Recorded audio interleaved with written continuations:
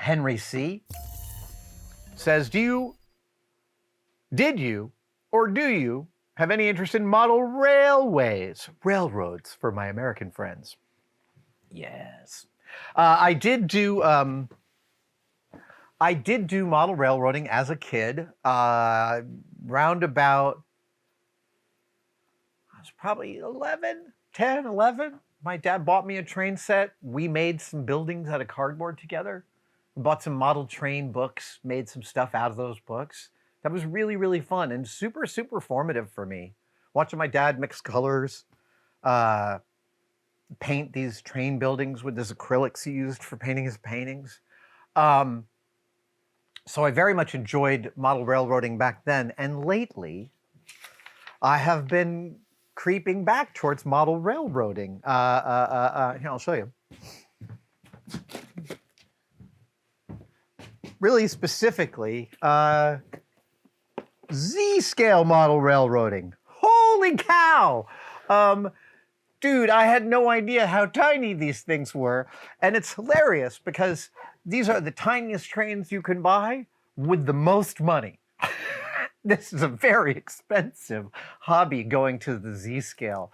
What I need you folks to tell me now is there a cheaper option to light Z-scale passenger trains than the $45 IC circuits that I can buy?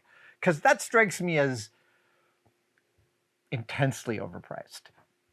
Listen, I understand it's a small market. I'm not casting aspersions. I'm already reeling from the expenses of building a train set and gathering some track and stuff. And I want them to be lit because I want to do some nighttime lighting. I've got a bunch of track.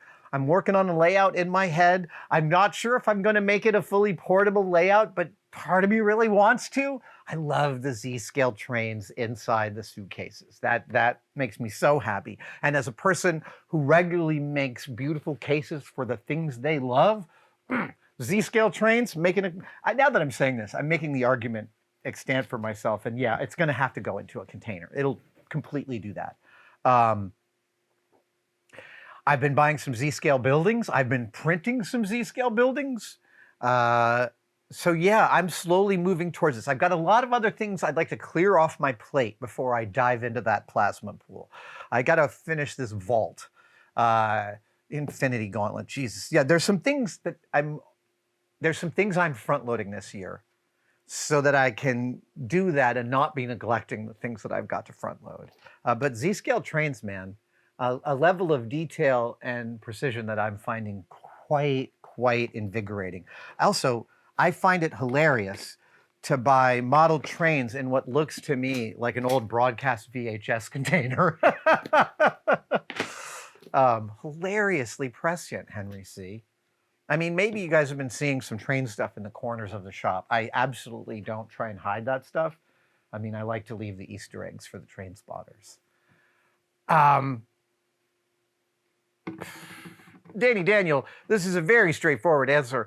If you could turn one movie prop, suit, or a piece of armor you own or have built into a fully functional, real-world version, exactly like it works in the movies, what would you choose and why? Is there another answer than a lightsaber? Is there?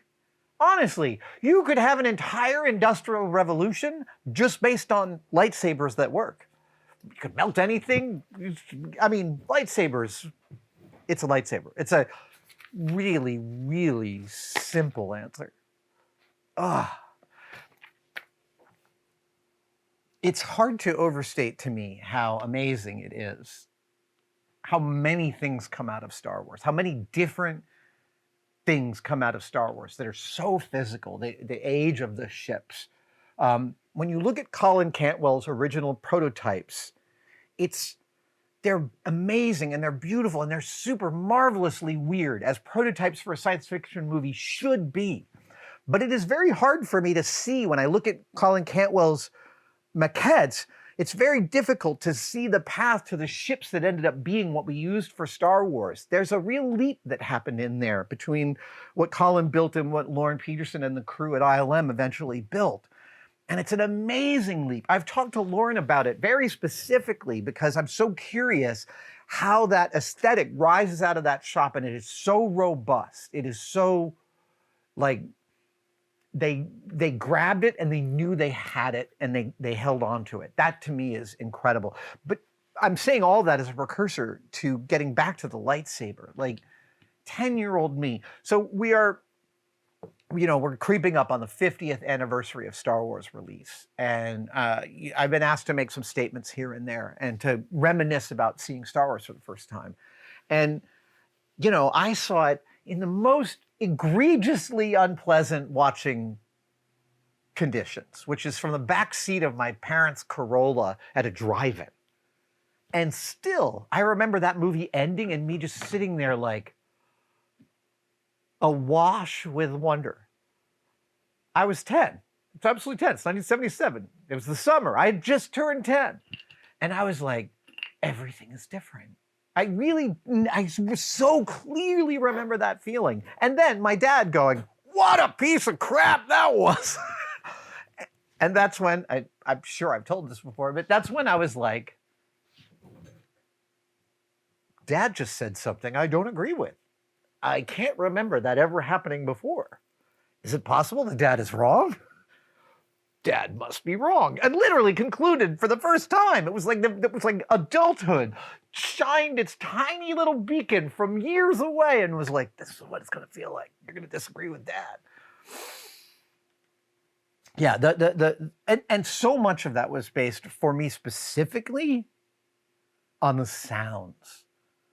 The sounds of the ships, the sounds of the guns, but really specifically the sounds of that lightsaber. Whoa, whoa, whoa, whoa. I mean, every one of us was just like, I get it, I want that. How does that occur to George's brain? That's what I'm curious about. Like, again, that's a confluence of George saying, I have a light sword, and then Ben Burt going, I've got a sound for that, and then the production team going, well, let's put 3M tape on a spinning motor, I mean, all these crazy things, and eventually they get around to what we know as the lightsaber, and we all just get it instantly. That is an amazing cultural moment. Uncle Bingo says, what book, story, etc. would bring you back into the film business, even if just for that production? Wow. I mean, honestly, if Neuromancer ever got out of turnaround and became something someone was going to make, yeah, I might come out of retirement for something like that. Snow Crash, again, both Neuromancer and Snow Crash, the earliest of the cyberpunk novels, the harbingers of a genre not yet developed, are still like the only two. They're just noteworthy that we've never made movies out of those. It's funny. Sometimes I see, sometimes I see, I'll see a news item and I'll check in with the authors and be like, is this a real thing? And they'll be like, I don't know. Let's see here. Thank you for watching. I wanted to talk to you about Tested membership. The Tested members are a key community that we find really, really remarkable. That's very separate from Tested and from YouTube. The Tested members, they buy each other memberships during our live streams. So if you're wondering whether to become a member, watch one of our live streams and someone may just give you one. It is hard to overestimate how much the Tested members actually make possible on this channel. They give us a lot of wiggle room. They give us a huge amount of feedback.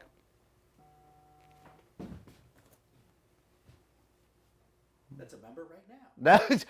Thank you so much for enjoying your membership. Description for everything you need to know. And for all the members out there, thank you, thank you, thank you.